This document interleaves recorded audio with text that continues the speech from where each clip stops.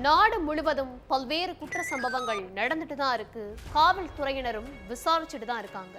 அது போன்ற பல்வேறு குற்ற சம்பவங்களின் தொகுப்பு தான் நிகழ்தகவு.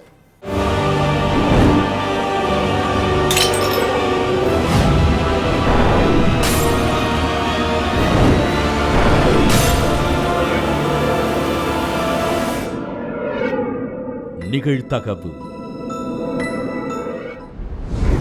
கருத்து வேறுபாடு காரணமாக கணவரை பிரிந்து தாய் வீட்டில் வசித்து வந்த பெண் பலமுறை சமாதானம் பேச முயன்றும் மனமிறங்காததால் ஆத்திரம். பிரிந்து சென்ற மனைவியையும் எதிராக செயல்பட்ட மாமியாரையும் அடித்தே கொன்ற கொடூரம். மனைவி மாமியாரை கொன்றுவிட்டு தப்பி ஓடிய கொடூரன் சிக்கியது எப்படி? கொடூர கொலை சம்பவத்தின் பின்னணி என்ன?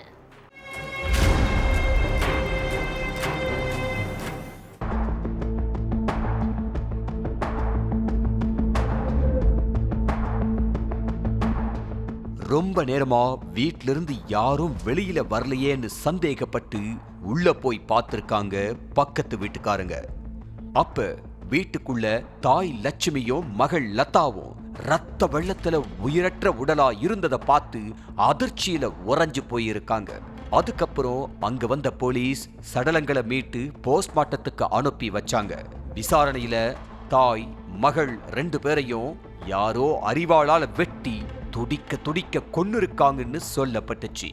அதுக்கப்புறம் சம்பவம் நடந்த ஆந்திர மாநிலம் கோதாவரியை சுத்தி இருக்கிற கிராம பகுதிகளில் குற்றவாளியை பிடிக்கிறதுக்காக தீவிர தேடுதல் வேட்டை நடத்தினாங்க. அப்ப கோதாவரி ரோட்டுல லதாவோட செல்போன் கீழே கிடந்திருக்கு.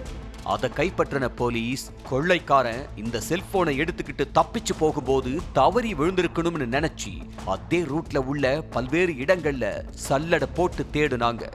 அதுக்கப்புறம் சம்பவம் நடந்த வீட்டை சுத்தி சம்பவம் நடந்ததா கணிக்கப்பட்ட நேரத்துல பதிவான செல்போன் சிக்னல் அடிப்படையிலையும் குற்றவாளிய வலை வீசி தேடிக்கிட்டு இருந்தாங்க.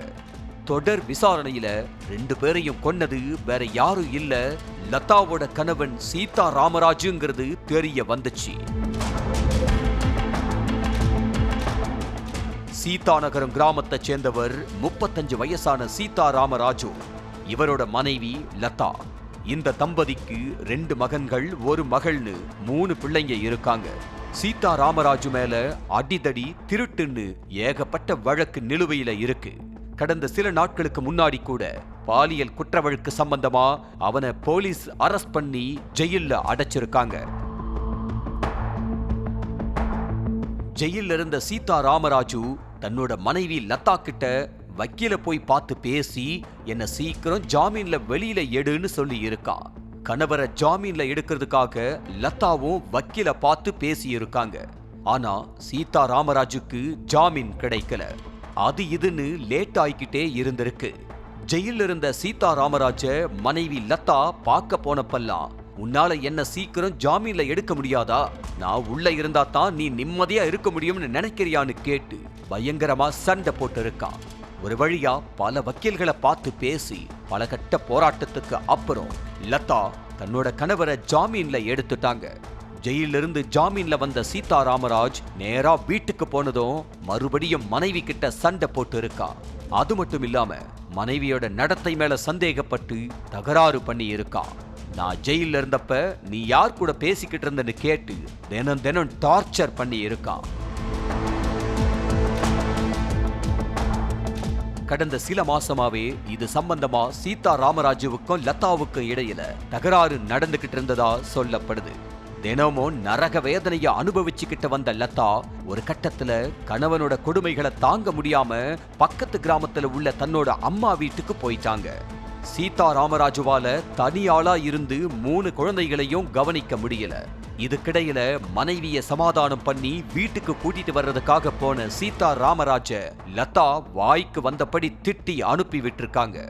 சம்பவத்தன்னைக்கு மது போதையில மாமியார் வீட்டுக்கு போன சீதா ராமராஜு 3 குழந்தைகளையும் என்கிட்ட கொடுத்துட்டு நீ உங்க அம்மா வீட்டுல உட்கார்ந்து வேற ஒரு ஆண் கூட பேசிக்கிட்டு இருக்கியான்னு கேட்டு தகாத வார்த்தைகளால பேசினது மட்டும் இல்லாம சரமாரியா அடிச்சிருக்கான்.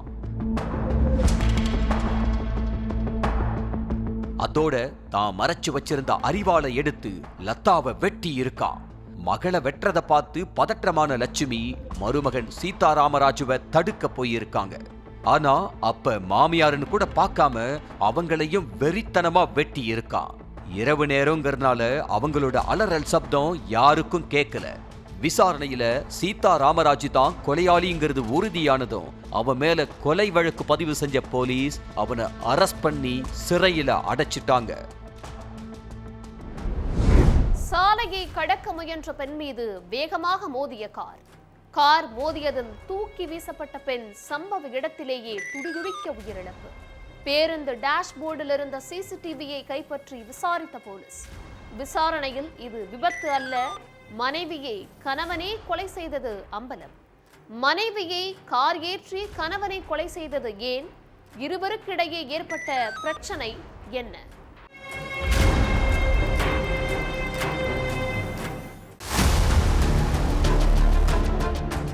பிப்ரவரி 26ஆம் தேதி சவத்தாட்டி சாலைய லலிதாங்கிற பெண் கடக்க முயற்சி பண்ணியிருக்காங்க. அப்ப வேகமா வந்த கார் ஒண்ணு லலிதா மேல பயங்கரமா மோதிட்டு நிக்காம போயிருக்கு. இதுல தூக்கி வீசப்பட்ட லலிதா சம்பவ இடத்திலேயே துடிக்க துடிக்க உயிரிழந்துட்டாங்க. இந்த விஷயத்தை கேள்விப்பட்டு ஸ்பாட்டுக்கு வந்த போலீஸ் இத ஆக்சிடென்ட் கேஸா ஃபைல் பண்ணி சடலத்தை மீட்டு போஸ்ட்மார்ட்டத்துக்கு அனுப்பி வச்சுட்டு விசாரணையில இறங்கினாங்க. அதே மாதிரி விபத்தை ஏற்படுத்திட்டு தப்பிச்சு போன நபர்களையும் தேட ஆரம்பிச்சாங்க. இதுக்கிடையில லலிதாவோட உயிரிழப்புல அவரோட உறவுக்காரங்களுக்கு சந்தேகம் ஏற்பட்டிருக்கு. கணவனை பார்க்க போறதா சொல்லிட்டு போன பெண் திடீர்னு எப்படி உயிரிழப்பான்னு நினைச்சு சந்தேகப்பட்ட உறவுக்காரங்க இத பத்தி காவல் நிலையத்துல புகார் அளிச்சிட்டாங்க. இந்த புகாரை உடனே வாங்கின போலீஸ் அந்த ஏரியாவில் உள்ள சிசிடிவியை எடுத்து பார்த்திருக்காங்க. அப்ப லலிதா மேல மோதின கார்ல நம்பர் பிளேட் இல்ல. இதனால போலீஸுக்கும் சந்தேகம் ஏற்பட ஆரம்பிச்சிருக்கு. அடுத்து அந்த காருக்கு பின்னாடி வந்து பேருந்து டேஷ்போர்ட்ல இருந்த சிசிடிவியை கைப்பற்றிய போலீஸ் அதை எடுத்து செக் பண்ணி இருக்காங்க. அப்ப சாலையோரமா நிறுத்தப்பட்டிருந்த கார் லலிதா சாலையை கடக்கும் போது வேகமா போயிட்டு அவங்க மேல மோதனது தெரிய வந்திருக்கு. இத பார்த்து இத கொலைன்னு கன்ஃபார்ம் பண்ண போலீஸ் லலிதாவோட போனை கைப்பற்றி அவங்களுக்கு வந்த லாஸ்ட் போன் கால், அடிக்கடி வந்த போன் கால்னு எல்லாத்தையும் எடுத்து பார்த்திருக்காங்க. அதுல லலிதாவோட கணவன் உதய்குமார் கிட்ட இருந்து லாஸ்ட் கால் வந்திருந்ததை கண்டுபிடிச்ச போலீஸ் அவரோட செல்போன் நம்பரை ட்ரேஸ் பண்ணி இருக்காங்க. அப்ப செல்போன் சிக்னல் சவத்தாட்டி பகுதியில காட்டி இருக்கு. அதை வச்சு நேரா அங்க போன போலீஸ் வீட்ல பதுங்கி இருந்த உதய்குமாரை கஸ்டடியில் எடுத்து விசாரிச்சாங்க. அதுலதான் மனைவி கொலை செய்யப்பட்டதற்கான பல உண்மை தகவல்கள் வெளியாகி இருக்கு. கர்நாடகாவில் உள்ள நரேந்திரா கிராமத்தை சேர்ந்த உதயகுமாருக்கும் லலிதாவுக்கும் 2000ஆம் ஆண்டு பெரியோர் சம்மதத்தோட கல்யாணமாகி இருக்கு. கல்யாணமான நாள்ல இருந்தே 2 பேருக்கும் ஒத்து வரல. தொட்டதுக்கெல்லாம் 2 பேரும் எப்பவுமே சண்டை போட்டுக்கிட்டே தான் இருப்பாங்கன்னு சொல்லப்படுது. ஒரே வீட்டில இருந்தும் 2 பேரும் பேசாம இருந்திருக்காங்க. இதனால வாழ்க்கைய வெறுத்த மனைவி தன்னோட கணவனை பிரிஞ்சு தாய் வீட்டுக்கு போயிட்டு வசிக்க ஆரம்பிச்சிட்டாங்க. இப்படியே நாட்கள் போய்கிட்டு இருந்திருக்கு. இதுக்கிடையில கணவன் தன்னோட மனைவியோட மனசை மாத்தி கூட்டிட்டு வர்றதுக்காக பல முறை மாமியார் வீட்டுக்கு போய் பேச்சுவார்த்தையில ஈடுபட்டு இருக்காரு. ஆனா லலிதா கணவன் கூட வாழ மாட்டேன்னு திட்டவட்டமா தெரிவிச்சிட்டாங்க. அது மட்டும் இல்லாம மனைவி கணவன் கிட்ட ஜீவனாம்சம் கேட்டு கோர்ட்ல கேஸ் போட்டுட்டாங்க. கோர்ட்டும் 1.5 ஏக்கர் நிலத்தை மனைவி பேர்ல எழுதி கொடுக்க உத்தரவிட்டிருக்காங்க. இதனால உதயகுமார் தன்னோட மனைவி மேல கடும் கோபமாகி இருக்காரு. ஜீவனாம்சம் கொடுக்க விருப்பமில்லாத கணவன் தன்னோட மனைவியை கொலை செய்ய திட்டம் போட்டிருக்காரு. அதுக்காக கூலிப்படை கும்பலுக்கும் ஒரு பெரிய அமௌண்ட்டை கொடுத்த உதயகுமார் கொலைக்கான ஸ்கெட்சையும் போட்டு கொடுத்திருக்காரு. சம்பவத்தன்னைக்கு தன்னோட மனைவிக்கு போன் பண்ண உதயகுமார் ஜீவனாம்சம் பத்தி உன்கிட்ட கொஞ்சம் பேசணும்னு சொல்லி மனைவிய சவத்தாட்டி சாலைக்கு வர சொல்லி இருக்காரு. அதுபடி மறுநாளே மனைவி லலிதாவும் அங்க போய் இருக்காங்க. அடுத்து அங்குள்ள ரோட கிராஸ் பண்ண முயற்சி பண்ணி இருக்காங்க. இதை நோட் பண்ணிட்டே இருந்த கூலிப்படை கும்பல் காரை வேகமா இயக்கி லலிதா மேல மோதிட்டு தப்பிச்சு போயிட்டாங்க. இதுல தூக்கி வீசப்பட்ட லலிதா சம்பவ இடத்திலேயே துடிதுடிக்க உயிரிழந்துட்டாங்க. ஆனா பின்பக்கம் வந்த பேருந்து டேஷ்போர்ட்ல இருந்த சிசிடிவியை வச்சு எல்லா உண்மையையும் தெரிஞ்சுக்கிட்ட போலீஸ் கணவன் உதயகுமார் உள்ளிட்ட 4 பேரை அரெஸ்ட் பண்ணி சிறையில அடைச்சிட்டாங்க. தந்தையை கோடாரியால் வெட்டி கொலை செய்த மகன், சடலத்தை தண்ணீர் தொட்டிக்குள் அடைத்து வைத்த பயங்கரம். தந்தையை கொன்ற அதே இடத்தில் அமர்ந்து இரத்த வாடையுடன் பிரியாணி சாப்பிட்ட கொடூர மகன். இளைஞரின் இரத்த வெறியாட்டத்திற்கு என்ன காரணம்? பின்னணி என்ன?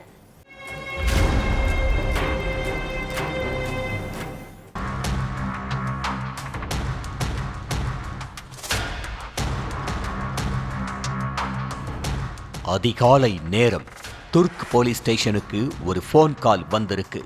பக்கத்து வீட்டுல இருந்து கடுமையான துர்நாற்றம் வீசுறதா எதிர்முனையில பேசினவங்க சொல்லி இருக்காங்க. உடனே போலீஸ்காரங்க சோதனை பண்றதுக்காக அந்த வீட்டுக்கு போனப்ப கதவு உள்பக்கமா தாழ்பால் போடப்பட்டிருந்துச்சு. நீண்ட நேரத்துக்கு அப்புறம் கதவை திறந்த இளைஞர் ரிதேஷ், என்ன விஷயம் சார், எதுக்காக இங்க வந்திருக்கீங்க அப்படின்னு கேட்க, உங்க வீட்டுக்குள்ள இருந்து துர்நாற்றம் வீசுறதா கம்ப்ளைண்ட் வந்திருக்கு, அது சம்பந்தமா சோதனை பண்ணணும், வெளியே போய் நில்லுங்க அப்படின்னு சொல்லிட்டு காவலர்கள் செக் பண்ணாங்க. வீட்டுக்குள்ள பல இடங்கள்ல தேடியும் துர்நாற்றம் எங்கிருந்து வருதுங்கிறத கண்டுபிடிக்க முடியாமலேயே இருந்திருக்கு. அப்பதான் போலீஸ் தண்ணீர் டேங்க திறந்து பார்த்திருக்காங்க. அதுக்குள்ள சுமார் 55 வயசு மதிக்கத்தக்க ஆண் சடலம் இருந்திருக்கு. அது வேற யாரும் இல்ல, ரிதேஷோட அப்பா நந்தகுமார்.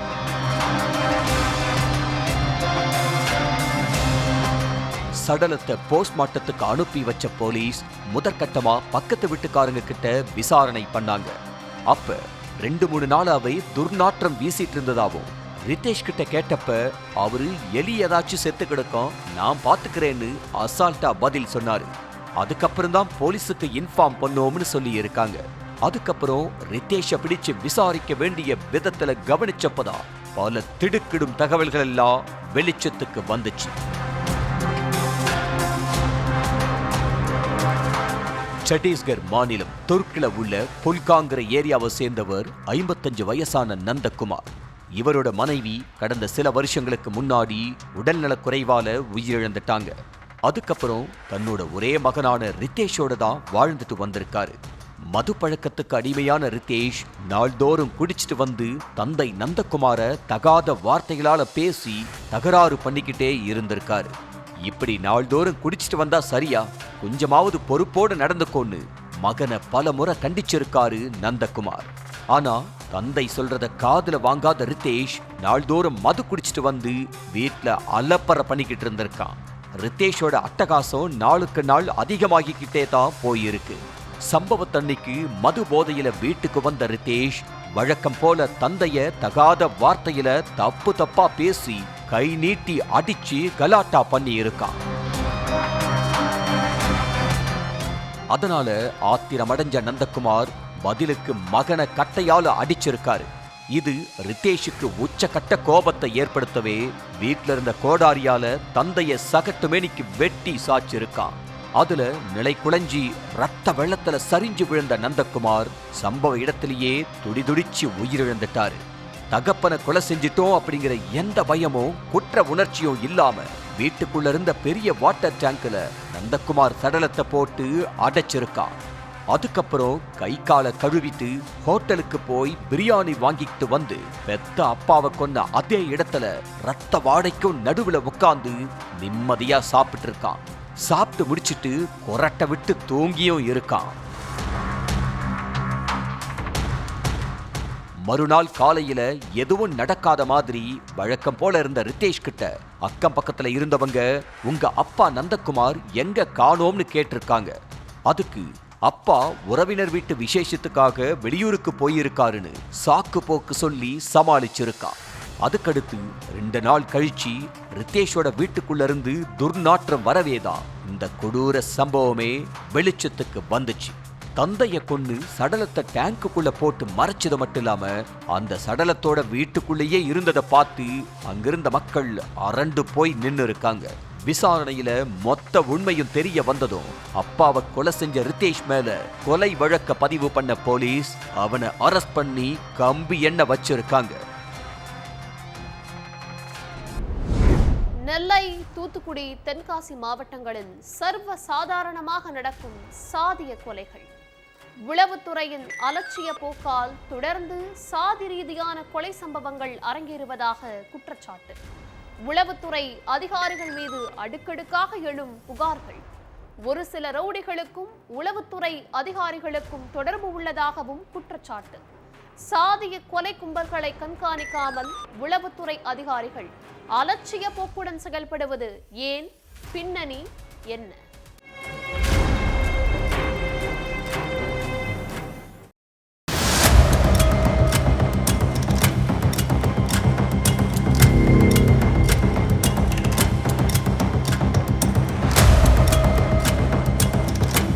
நெல்லை, தூத்துக்குடி, தென்காசி மாவட்டத்தில் சாதிய மோதல்களுக்கும் சாதிய கொலைகளுக்கும் பஞ்சமே இல்லை. இந்த 3 மாவட்டங்களையும் வருஷத்துக்கு 10 சாதிய கொலைகளாவது சர்வ சாதாரணமா நடந்துரும்னு சொல்லப்படுது. ஒரு கொலை வழக்குல ஒரு பிரிவை சேர்ந்தவங்க கைது செய்யப்படும் போது அதோட எதிரொலியா அடுத்த கொஞ்ச நாட்கள்ல இன்னொரு கொலையும் நடந்துருது. அதே மாதிரி ஒரு சில காவல் அதிகாரிங்க கொலை செஞ்சவங்க தன்னோட சாதிக்காரங்களா இருந்தா அவங்கள அரெஸ்ட் பண்ணாம காலம் தாழ்த்துறது, அப்பாவி இளைஞர்களை கைது பண்றது, பாதிக்கப்பட்ட நபர்கள் மேலேயே வழக்கு போடுறதுன்னு விரும்பத்தகாத செயல்களில் ஈடுபட்டுக்கிட்டு வர்றாங்கன்னு சொல்லப்படுது. இது மாதிரியான கொலைகளை தடுக்கிறது உளவுத்துறையோட முக்கியமான கடமை. ஆனா இவங்களோட அலட்சிய போக்கால நெல்லையில் அடுத்தடுத்து கொலை சம்பவங்கள் தொடர்ந்து நடந்துகிட்டு தான் இருக்கு. இதனால தூங்கிட்டு இருக்கக்கூடிய உளவுத்துறை எப்போது விழிக்கும்னு பொதுமக்கள் மத்தியில கேள்வி எழுந்திருக்கு.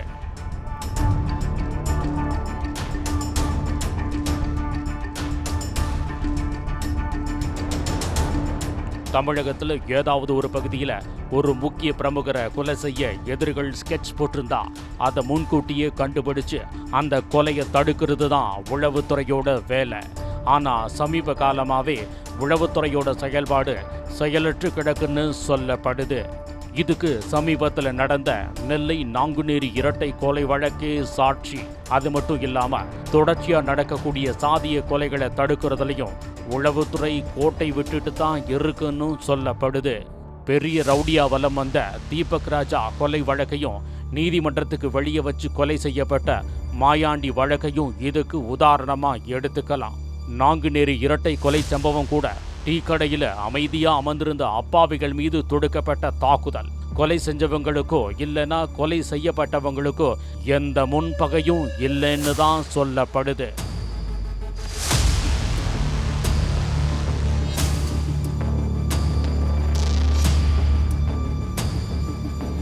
தன்னோட சாதியில தான் பெரிய ரவுடியா வளரணும்னு நினைக்கக்கூடிய ஒரு சில கும்பல்கள் ஒரு பாவமும் செய்யாத அப்பாவி மக்களை கொலை செஞ்சு அது மூலமா பெரிய ரவுடிகளா உருவாகிட்டு வர்றாங்கன்னு சொல்லப்படுது. ஆனா இது போன்ற ரவுடிகளை உளவுத்துறை கண்காணிக்காம அவங்களுக்கு ஆதரவா செயல்பட்டுக்கிட்டு இருக்கிறதாவும் குற்றச்சாட்டு எழுந்திருக்கு.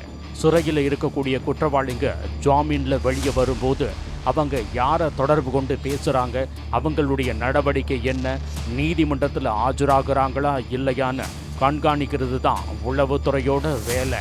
ஆனா இது போன்ற கண்காணிப்பு வேலையில கவனம் செலுத்தாம மணல் மாஃபியா மாதிரியான சமூக விரோத கும்பல்களோட கை கோர்த்துக்கிட்டு சட்ட விரோத செயல்களுக்கு உளவுத்துறை துணை போறதா குற்றச்சாட்டு எழுந்துகிட்டு இருக்குன்னு சொல்லப்படுது. அதே மாதிரி உளவுத்துறையில் இருக்கக்கூடிய காவலர்கள் ஒரே இடத்துல 10 வருஷத்துக்கும் மேல வேலை செஞ்சுக்கிட்டு வர்றதுனால அவங்களும் குற்றவாளிகளோட கை கோர்க்கிற நிலைமை ஏற்பட்டிருக்கிறதாவும் சொல்லப்படுது.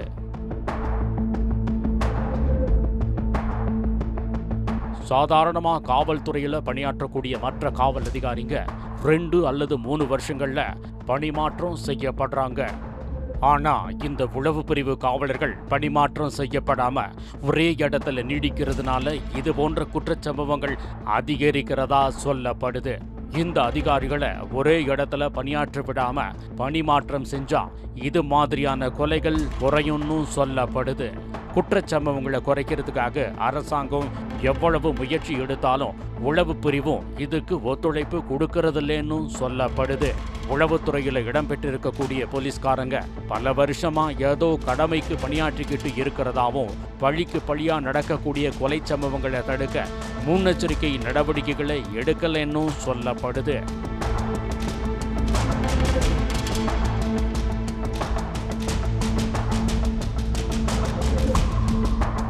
உளவுத்துறையோட கவனக்குறைவால பொதுமக்கள் இப்போ நிம்மதியா ரோட்ல கூட நடமாட முடியாத சூழல் ஏற்பட்டிருக்கிறதா சொல்லப்படுது. யாரு எப்ப வந்து வெட்டுவாங்களோன்ற அச்சம் பொதுமக்கள் மத்தியில் எழுந்திருக்கிறதாவும் சொல்லப்படுது. இதனால உளவுத்துறையும் அரசும் நெல்லை, தூத்துக்குடி, தென்காசி மாவட்டம் மேல தனி கவனம் செலுத்தி குற்றச்சம்பவங்களை குறைக்கிறதுக்கு நடவடிக்கை எடுக்கணும்னு கோரிக்கை எழுந்திருக்கு. மனைவி தற்கொலை செய்து விட்டதாக கூறி கண்ணீர் சிந்திய கணவன், பெண்ணின் உடலை கண்டு கதறி துடித்த உறவினர்கள், உயிரிழந்த பெண்ணின் உடலில் இருந்த இரத்த காயத்தால் எழுந்த சந்தேகம், அடுத்தடுத்த விசாரணையில் வெளிவந்த பகீர் உண்மை, தாயை கொன்ற தந்தையை காட்டிக் கொடுத்த 12 வயது மகன், கட்டிய மனைவியை கணவனே கொலை செய்து தற்கொலை போல் செட்டப் செய்தது ஏன், நடந்தது என்ன?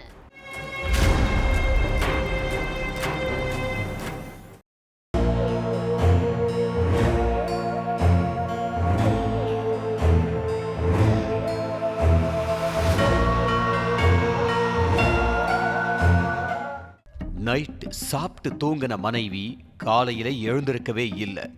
தூக்கத்திலேயே உயிரிழந்துட்டான்னு கணவன் குந்தன் சொந்தக்காரங்க கிட்ட சொல்லி கதறி அழுதுருக்காரு. வாழ வேண்டிய வயசுல அஞ்சலி உயிரிழந்ததை நினைச்சு மொத்த உறவுகளும் துடிதுடிச்சு போய் நின்னுக்கிட்டு இருந்தாங்க. அப்பதான் உயிரிழந்த அஞ்சலியோட சகோதரர் கண்ணுக்கு தான் தங்கச்சி உடம்புல அங்கங்க காயங்கள் இருக்கிறது தென்பட்டிருக்கு. அதுக்கப்புறம் இதுல ஏதோ வில்லங்கு இருக்கிறத புரிஞ்சுக்கிட்டவரு தன்னோட தங்கச்சி மரணத்துல மர்மம் இருக்கிறதா போலீஸ் ஸ்டேஷன்ல கம்ப்ளைண்ட் கொடுத்திருக்காரு.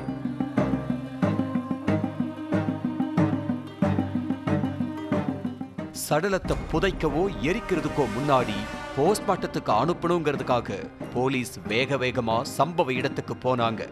உண்மையிலேயே உங்க மனைவிக்கு என்ன ஆச்சுன்னு கேட்டு போலீஸ் கணவன் குந்தன் கிட்ட விசாரிச்சுக்கிட்டு இருந்தாங்க. அப்போ அவரோட 12 வயசு மகன், சார் உங்ககிட்ட ஒன்று சொல்லணும்னு போலீஸ் கிட்ட சொல்லி இருக்கான், எதுவா இருந்தாலும் தைரியமா சொல்லுப்பான்னு போலீஸ்காரங்க சொன்னதும் அந்த சிறுவன் சொன்ன விஷயத்தை கேட்டு மொத்த குடும்பமும் ஆடி போயிருச்சு.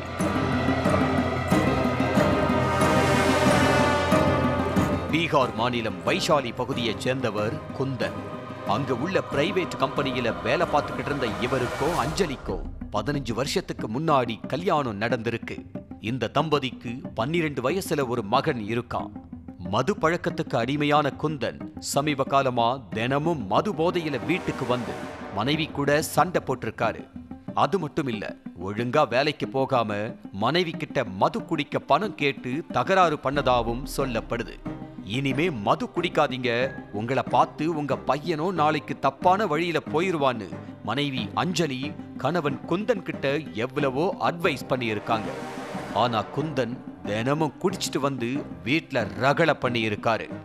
மது போதையில மனைவிய போட்டு அடிக்கிறது, மகனை போட்டு மிதிக்கிறதுன்னு அடாவடி பண்ணிக்கிட்டு இருந்திருக்காரு. குந்தனோட குடிப்பழக்கத்தினாலேயே அவங்க வீட்டுல சந்தோஷங்கிற ஒண்ணு இல்லாமலேயே போயிருச்சு.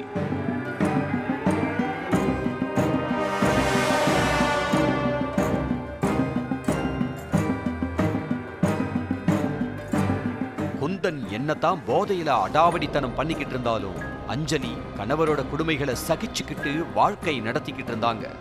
ஆனா நாளாக குந்தனோட அடாவடித்தனம் எல்லை மீறி போயிருக்கு. கடந்த சில நாட்களுக்கு முன்னாடி மது போதையில வீட்டுக்கு வந்து மனைவி அஞ்சலி கிட்ட தகராறு செஞ்சிருக்காரு. தினமும் இப்படி குடிச்சிட்டு வந்தா நம்ம வாழ்க்கை என்ன ஆகும், நம்மளை பத்தி யோசிக்கலனா கூட பரவாயில்ல, மகனை ஒரு நாளாச்சும் யோசிச்சு பாத்தீங்களான்னு குந்தன் கிட்ட கோவமா கேட்டிருக்காங்க அஞ்சலி. அப்போ என்கிட்டயே குரலை ஒசத்தி பேசுறியான்னு கேட்டு மனைவிய சரமாரியா அடிச்சது மட்டும் இல்லாம கொலை பண்ணிடுவேன்னு மிரட்டி இருக்கான். சம்பவத்தன்னைக்கு நைட்டு கணவன் மனைவிக்கிடையில மறுபடியும் வாக்குவாதம் அதிகமாகி இருக்கு.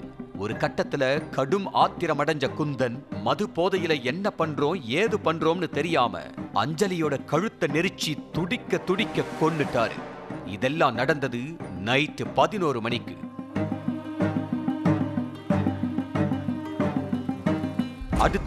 சடலத்தை தற்கொலை பண்ணிக்கிற மாதிரி செட்டப் பண்றதுக்காக மேற்கூரையில உள்ள கொக்கியில தூக்கு கயிறை கட்டி அதுல தொங்க விட்டு இருக்கான் குந்தன். ஆனா இந்த மொத்த சம்பவத்தையும் தன்னோட 12 வயசு மகன் பார்த்துக்கிட்டு இருந்த விஷயம் குந்தனுக்கு தெரியல. தாய் அஞ்சலிய அடிச்சதிலிருந்து அவங்கள தூக்கு கயிறுல தொங்க விடுற வரைக்கும் சிறுவன் கண்முழிச்சு பார்த்திருக்கான். பெத்த தாய தகப்பனே கொலை செஞ்சத கண்கூடா பார்த்ததும் சிறுவன் துடிதுடிச்சு போயிருக்கான். ஆனா கத்தனாலும் முழிச்சிருக்கோம்னு தெரிஞ்சாலும் நம்மளையும் கொன்னுருவான்னு பயந்து அந்த சிறுவன் கமுக்கமா இருந்து போலீஸ் கிட்ட எல்லா உண்மையையும் சொல்லி இருக்கான். இந்த சம்பவத்துக்கு 2 நாளைக்கு முன்னாடி அஞ்சலி தன்னோட ஃபேஸ்புக்ல ஒரு உருக்கமான வீடியோவையும் பதிவு பண்ணி இருந்திருக்காங்க. இது தொடர்பா வழக்கு பதிவு செஞ்ச காவல்துறையினர் மனைவியை கொலை செஞ்ச குந்தனை கைது பண்ணி விசாரிச்சுட்டு வர்றாங்க. ஒவ்வொரு குற்றங்களின் முடிவும் சட்டத்தின் கையில். பார்க்கலாம் அடுத்த நிகழ்தகவல்.